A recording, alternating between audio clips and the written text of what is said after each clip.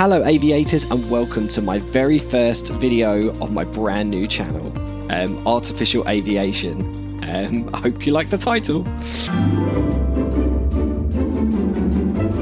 I'm not a pilot, I'm just a guy who loves aviation and flight simming.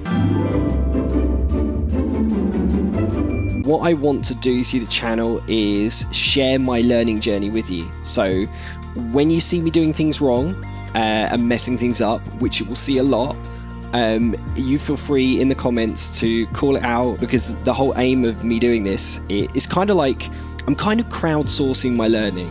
That's right, I'm getting people who perhaps know more than I do to help me through. So stick around if you like aviation, if you like flight simming, and you love a laugh, and you don't mind seeing me make some whoopsies, then you are absolutely in the right place. We're gonna have a blast.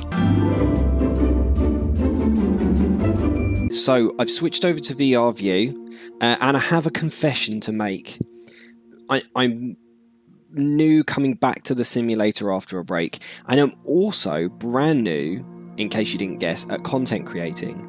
And what that means is that I've done some silly things. I firstly did 2 of the lessons, recorded them, and subsequently realised that I didn't actually record them. And then I sorted that problem out, fixed it, and I did 1, 2, 3, 4, 5 lessons, and was like, check the recordings. Yep, they recorded. And then I realised I'd done that with my microphone muted.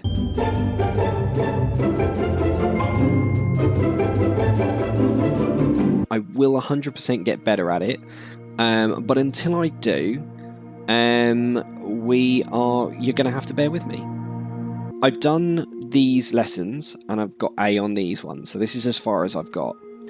Now, I could just skip all those over and go straight to the attitude test, but there was a lot of stuff in here that I think, if you are like me, if you're on like a learning journey with this, I think you're going to find these useful. And also, it's always fun to see if I can go and better my score. I'm not going to put you through this one because it's quite boring, it's quite mundane.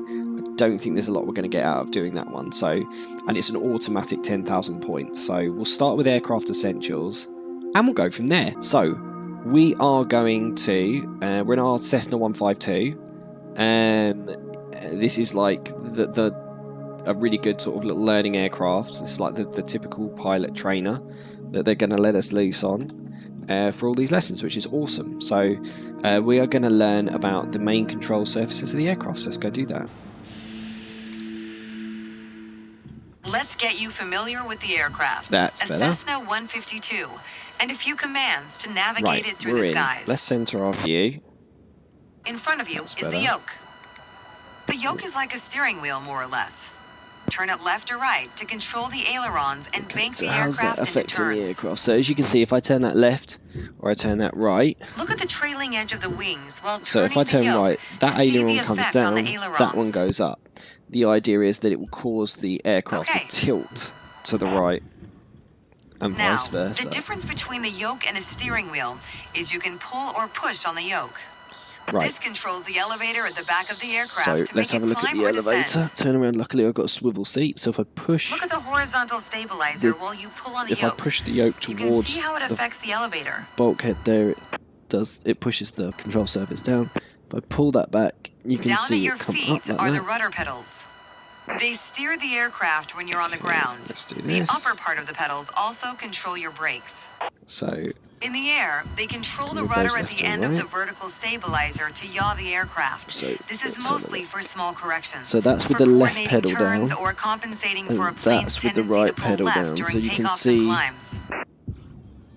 how that controls the vertical tail. To see the effect on the rudder. So that's going to control the yaw of the aircraft. So the aircraft, like, so if it's going to like skid to the left or the right.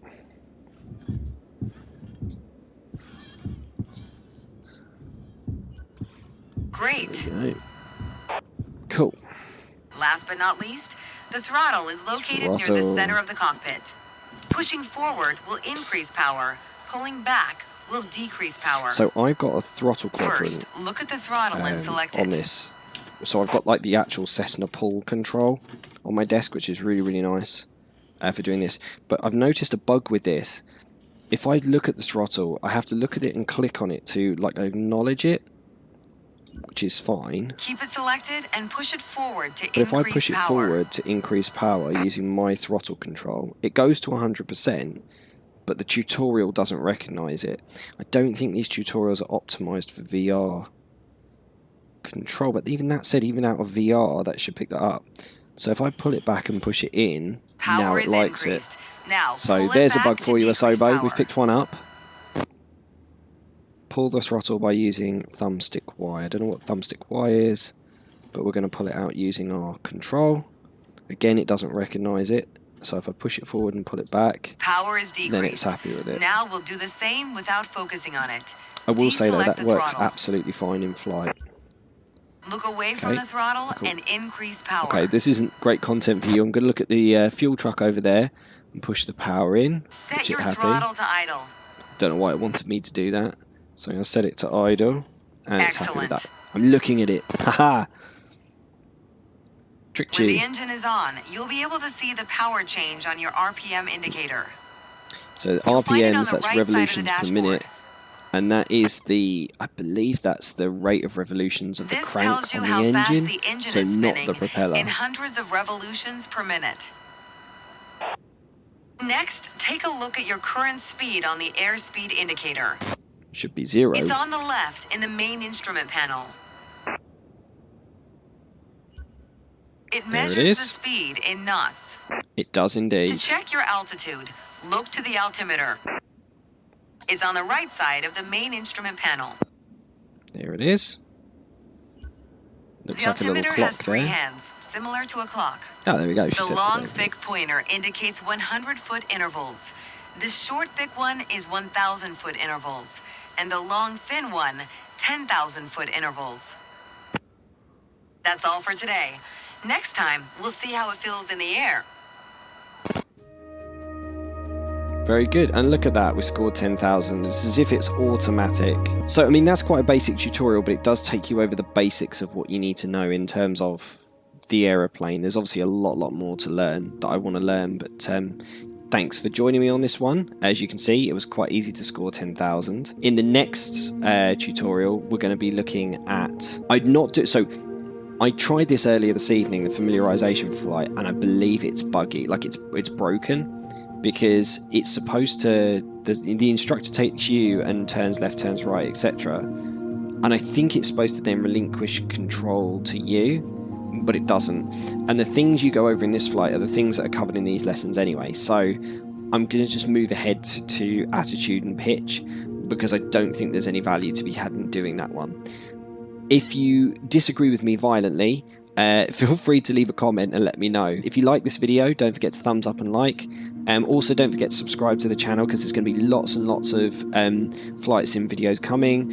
As I get better in the sim, I'm going to be doing more flights. I'm going to be doing things like VATSIM, so I'm going to be, practicing real radio communications and things like that as I get better and better.